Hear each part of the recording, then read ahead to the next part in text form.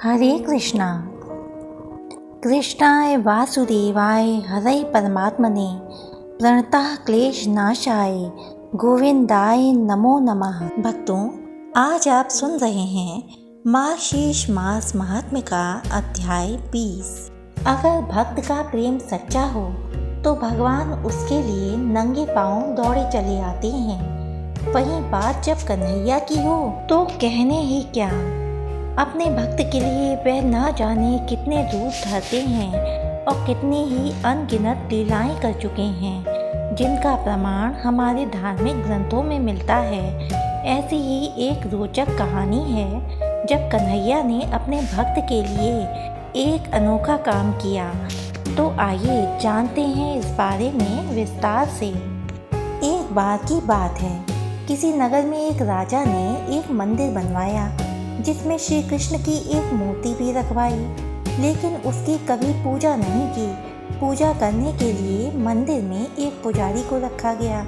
पुजारी नियमित रूप से कन्हैया जी को नहलाता और बड़ी ही श्रद्धा भाव से उनकी पूजा अर्चना करता। राजा भी रोज कान्हा जी के लिए एक फूलों की माला भेज देता था और जब वह दर्शन करने आता तो पुजारी उस माला को उतार कर राजा को पहना देता। ऐसा करते करते पुजारी की भी उम्र बीत चुकी थी। एक दिन किसी वजह से राजा नहीं आ सका तो उसने एक सेवक के हाथ मंदिर में माला पहुंचा दी और कहलवा दिया कि आज वह मंदिर नहीं आएगा, इसलिए पुजारी उसका इंतजार ना करे। इतना कहकर सेवक चला गया। पुजारी ने हमेशा की तरह कन्हैया जी को माला पहना दी, लेकिन जब शाम हुई तो पुजारी यह सोचने लगा माला उतार कर किसे पहनाई जाए। उसने सोचा क्यों ना ये माला आज मैं ही पहन लूं, वैसे भी मेरी उम्र हो चली है, जीवन का क्या पता। यह सोचकर पुजारी ने माला उतार कर अपने गले में ही डाल ली, लेकिन इतने में ही सेवक आ गया और उसने बताया कि राजा की सवारी मंदिर में पहुंचने वाली है। राजा की सवारी आने की बात जब पुजारी ने सुनी तो वह डर गया। उसने सोचा कि अगर राजा ने उसे देख लिया तो वह मरवा ही डालेंगे। आनंद फानंद में पुजारी ने माला उतार कर वापस कन्हैया जी को पहना दी। जैसे ही राजा अंदर आया तो हमेशा की ही तरह पुजारी ने माला कान्हा जी के गले से उतार कर राजा को पहना दी, लेकिन माला पर लगा सफ़ेद बाल देखकर राजा समझ गए कि पुजारी ने यह माला स्वयं ही पहनी थी। बस फिर क्या था, राजा क्रोधित हो उठे और उन्होंने गुस्से में पुजारी से पूछा कि माला पर सफ़ेद बाल कहाँ से आया। तब राजा की बात सुनकर पुजारी डर गया और बोल पड़ा, ये तो कन्हैया जी का है। अब तो राजा और भी क्रोधित हो गए, क्योंकि कान्हा जी तो भगवान हैं और उनके बाल सफ़ेद कैसे हो सकते हैं। इसीलिए राजा ने फरमान सुना डाला कि कल श्रृंगार के समय राजा खुद आएंगे और देखेंगे कि सच में कान्हा जी के सफ़ेद बाल हैं या पुजारी झूठ बोल रहा है। उन्होंने कहा कि अगर पुजारी ने झूठ बोला होगा तो उसे फांसी दे दी जाएगी। राजा का फरमान सुनकर पुजारी का बुरा हाल हो गया।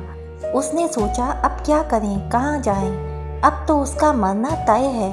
वह रोते रोते भगवान की शरण में पहुंचा और उनसे कहा कि हे केशव, मुझसे झूठ बोलने का अपराध तो हुआ है, लेकिन हो सके तो मुझे क्षमा कर दें और राजा से मेरी रक्षा करें। पुजारी ने कहा, हे माधव, आपकी सेवा करते करते मैं वृद्ध हो चुका हूँ। अब आप मुझे माफ़ कर दीजिए, ऐसी गलती दोबारा नहीं होगी। यही कहते कहते पुजारी की न जाने कब आँख लग गई और उसकी आँख तब खुली जब सुबह हो चुकी थी।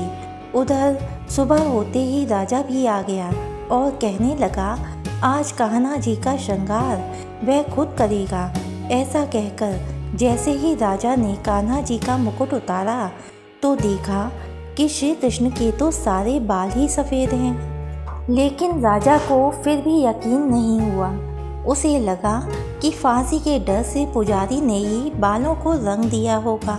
राजा ने सोचा कि क्यों ना कन्हैया जी का एक बाल तोड़ कर देखा जाए। इसके बाद राजा ने कान्हा जी का एक बाल तोड़ लिया, लेकिन जैसे ही बाल टूटा कन्हैया के सिर से खून की धारा बहने लगी।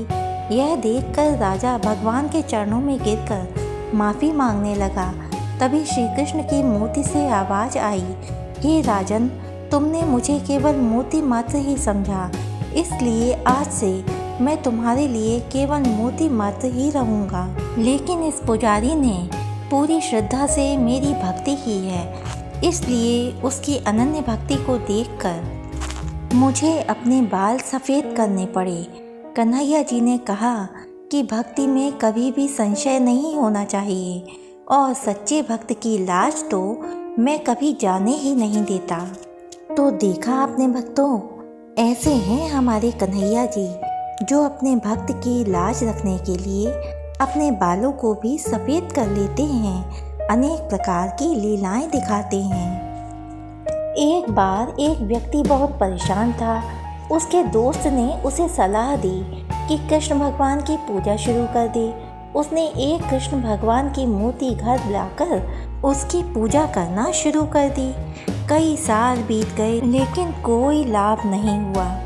एक दूसरे मित्र ने कहा कि तू काली माँ की पूजा कर, जरूर तुम्हारे दुख दूर होंगे। अगले ही दिन वो एक काली माँ की मूर्ति घर ले आया।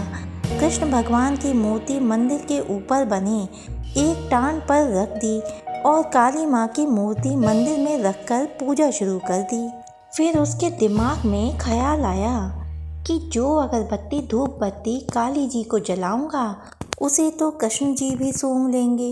ऐसा करता हूँ कि श्री कृष्ण जी के मुंह पर कपड़ा बांध देता हूँ। जैसे ही वो ऊपर चढ़कर श्री कृष्ण के मुंह पर कपड़ा बांधने लगा, कृष्ण भगवान ने उसका हाथ पकड़ लिया। वो हैरान रह गया और भगवान से पूछा, इतने वर्षों से पूजा कर रहा था, तब नहीं आए, अब कैसे प्रकट हो गए? भगवान श्री कृष्ण ने समझाते हुए कहा, आज तक तू एक मूर्ति समझकर मेरी पूजा करता था, किंतु आज तुम्हें एहसास हुआ कि कृष्ण सांस ले रहा है, बस मैं आ गया। इसीलिए तो कहते हैं भक्तों, भगवान तो भाव के भूखे हैं। आप अपने कान्हा जी से एक रिश्ता जरूर बनाएं, चाहे उन्हें अपना पिता माने, चाहे माँ माने, चाहे भाई माने, बंधु माने या सखा माने। जब कभी भी आप जीवन में अकेले पड़ोगे, कान्हा जी आपका साथ जरूर देंगे। भक्तों, आप तो कान्हा जी के साथ रिश्ता बनाकर भूल भी जाएंगे, लेकिन कान्हा जी आपके साथ बना हुआ रिश्ता जन्मों जन्म तक नहीं भूलेंगे। कान्हा जी आपको हर मुसीबत, हर परेशानी से उबार कर आपका कल्याण करेंगे। तो फिर देर किस बात की भक्तों, प्रेम से बोलिए राधे राधे, जय श्री कृष्णा। अब तक की कथाएं सुनने के लिए आपका बहुत बहुत धन्यवाद। इससे आगे की कथाएं सुनने के लिए हमारे चैनल को सब्सक्राइब कीजिए, वीडियो को लाइक कीजिए। धन्यवाद।